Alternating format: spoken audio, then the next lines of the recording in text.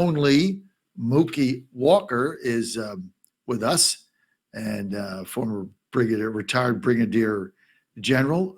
Mookie, great to have you with us. Sure, if you can. Oh, there it is. It looks like it's working now, the video. But yeah, I want to let you know I'm down here in Santo Domingo, Dominican Republic, and it's not a vacation. I'm part of one of the national officers for Veterans for America First. Right, you there, Mook? We lose you? Oh, we just dropped him from Santo Domingo. Sometimes in Puerto Rico, it's tough to get the audio there. Tyler, why don't you do this? I'll call him if you want. Yeah, call him. Christine put his number, I think, in one of the call sheets, right? He's got his text number there, his cell number. Why don't you give him a buzz, and we'll get right to him. I got some clips I want to play, Tyler, as well. So. But you can't do three things at the same time. So why don't you go ahead and see if we can get him back on, and then we've got a couple of clips here that we want to run. Plus, as always, we're taking your calls, 888-480-JOHN, 888-480-5646, 888-480-5646. And we are going to be at the White House today at I think about 2:30, maybe 15 minutes I'll do, because I got to get there's another event at 3:00 in the East Room. I'm going to that. Plus, there's Caroline's press conference at 1:00, so I'm going to that. So we got a lot going on. But this is a soft launch. We're not going to promote it. Just see if everything works. You get the bugs worked out. Just break in live of Carson show and see how that goes. 888-480-JOHN. And we got clips, Tyler, as well. Mookie, line one. Okay. We got Mookie back, line one. Mookie, good to have you with us in Puerto Rico. What's going on with the Dominican Republic? What's going on? Oh, the Dominican Republic. Okay, you're in the Dominican. Okay, so and I want to say it's not a vacation. I'm down here with my buddies, Brigadier General retired Ray Shepard, who's a lawyer, and retired Colonel Mark McDaniel, who is a doctor, and me as one of the national officers for Veterans for America First. We're invited to come down here by one of our buddies to visit a veterans clinic here in the Dominican Republic. And yesterday we met with about 60 veterans who are down here. Some who fought in Korea, all the way up to those who fought in Afghanistan. And many of them are Dominican, but they were in the United States military, and some of them are not. And the reason that they live here is because they can get good care at low cost very quickly at this particular clinic. And back in the States, they were waiting 6 months at a time for appointments at the VA. So this is one of the things that we're going to have to talk to Doug Collins' staff about, so that we can try and fix that sort of thing. You know, we thought during the Obama administration, I spent an inordinate amount of time on how screwed up the VA was. I mean, hospital after hospital. Of course, you had the, paperwork getting the deceitful paperwork in Phoenix, people dying. They covered it up, all that scandal that went down. And then I think President Trump or put in the, where we could fire the people. That was one of the first things he did to help our vets. Why has it gone backwards?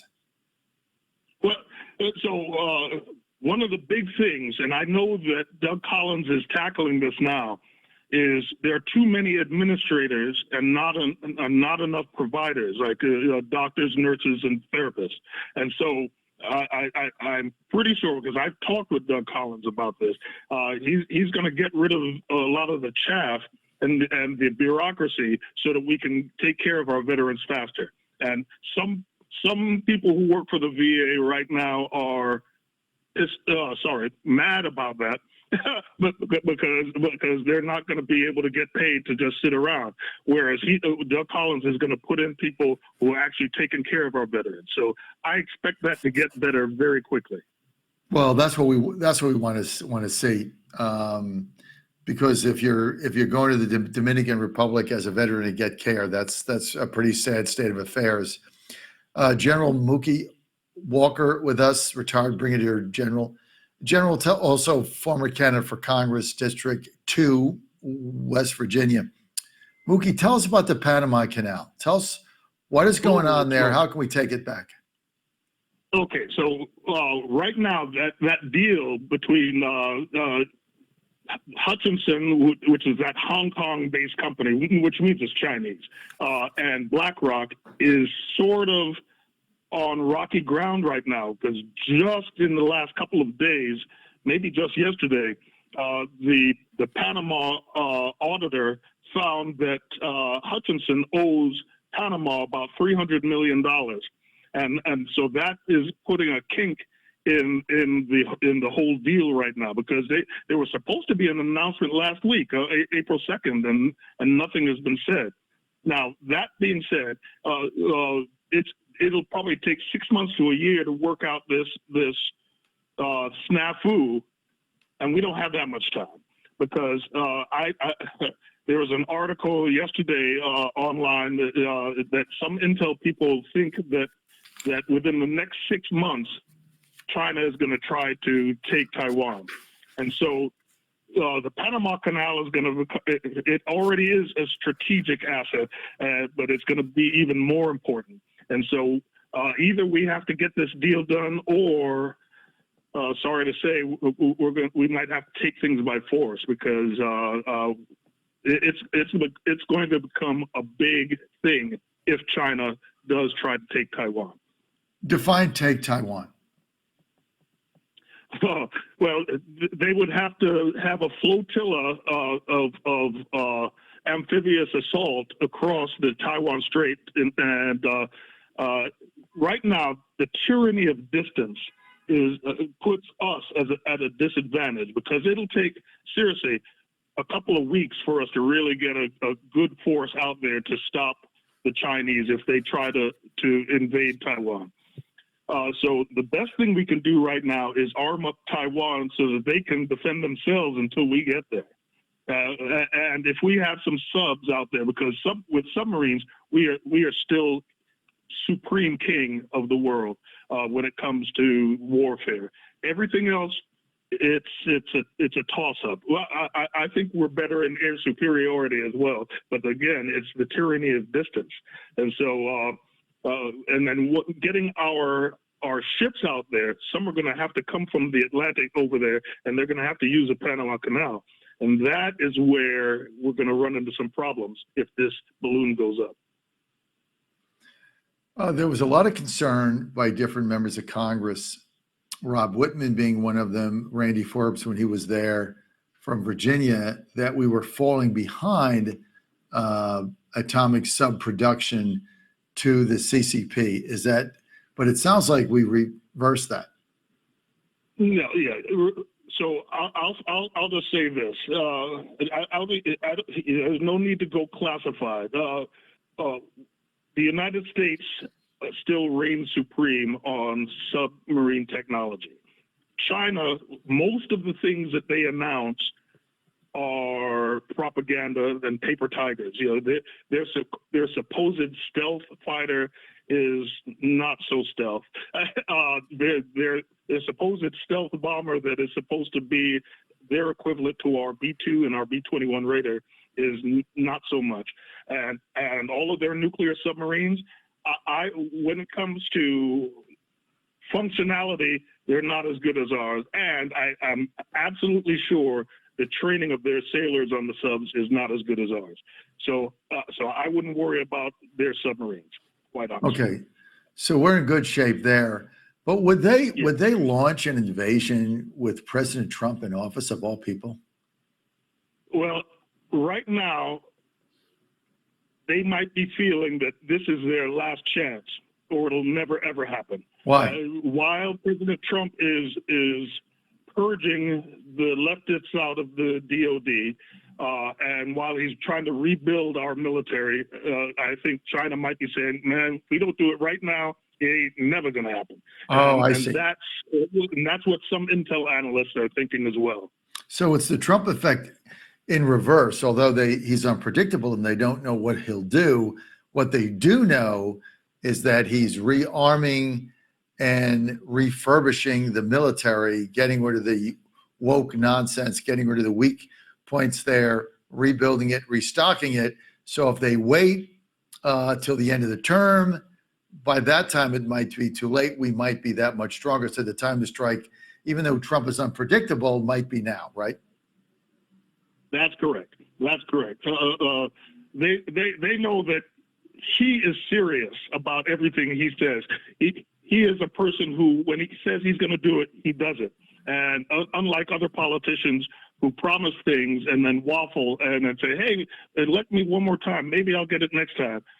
He is a man who either gets it done or he says, "Okay, I can't get it done," and he'll never say that. So he's going to get it done.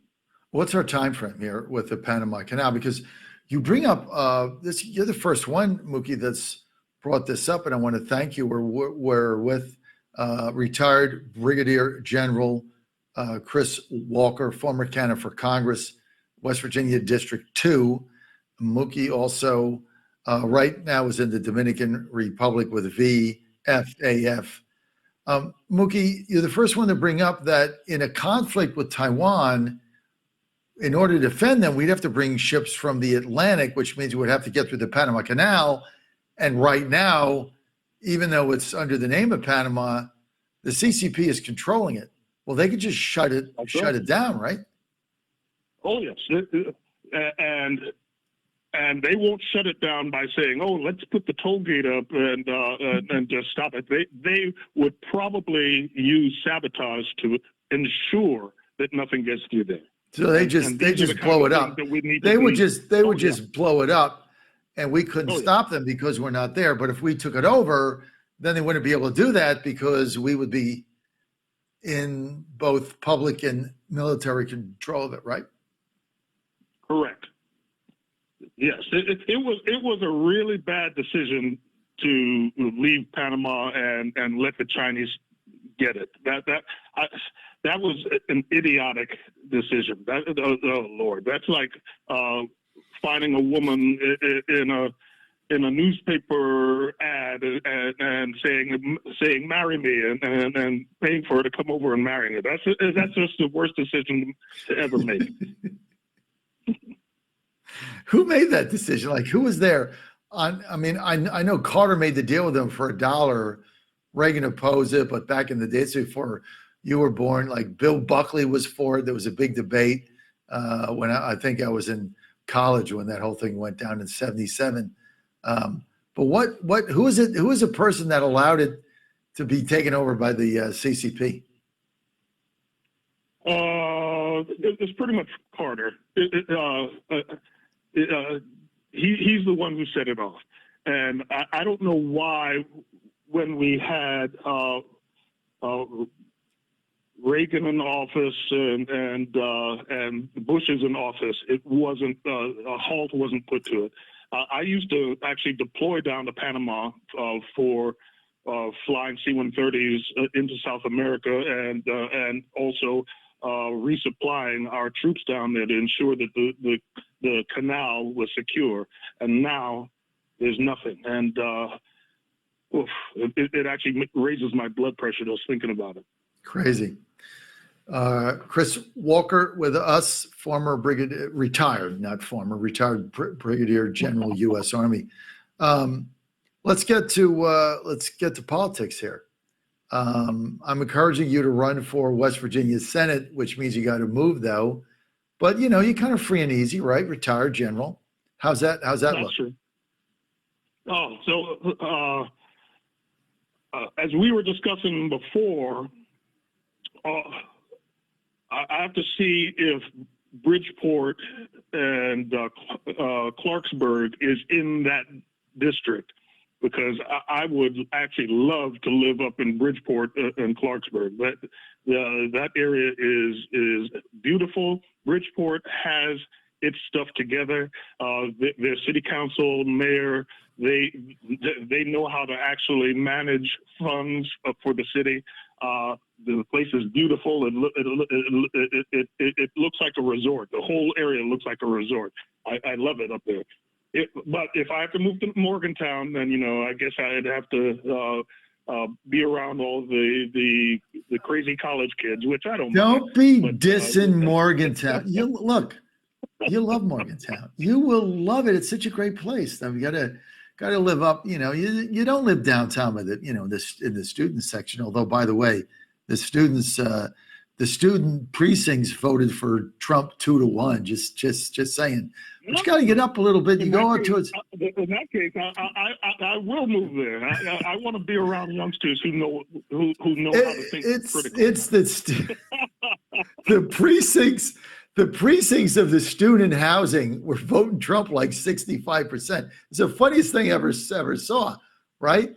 I mean, he carried the county, he carried the city of Morgantown, and he carried the university precincts.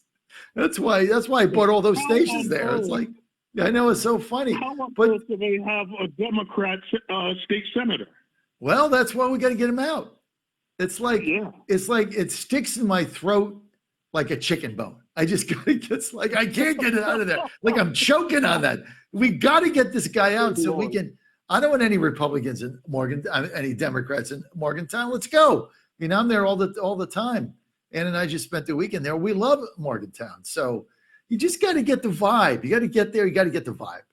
Once you get the Motown vibe, Rich Rod's coming back and baseball teams winning all kinds of games, and you just got to get the Motown vibe going, and then you're good. You'll like it. Right. Have dinner at Oliverios. It's all good. Okay, you're all right. You're starting. I'm going to get you, man. I'm gonna once you get back from the Dominican, I'm going to take you out to dinner. We're going to go to Oliverios, great Italian place, by the way. Great Italian place. We'll go there. You meet Ann, and you'll love it. You just got it, but it takes a couple days, right? You just got to get the vibe going. Motown vibe, baby. Got to be a mountaineer. I'm going to bring you. I'm going to reel you in, and right. We'll get you in there. We'll find out exactly. I gotta call my guy Chris Rose. He's like in charge of recruitment. I'm gonna call him Senator Rose. Okay. Yeah, he's my man. I'm gonna be like, what's the deal? Give me the boundary.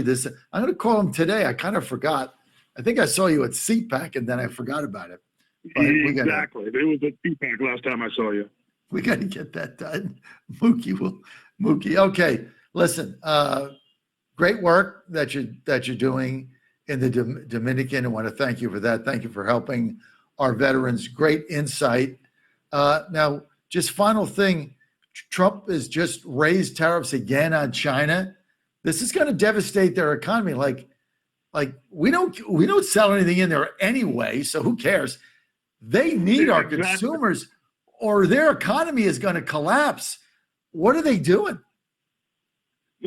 I think this is also one of the reasons why China may try to take Taiwan sooner than everybody expects. It's because Trump is using all the instruments of national power. So he's using diplomacy, he's using information, he's using military and economics. And the economics part is the part that really, really punches China in the ribs, and they're feeling the sting.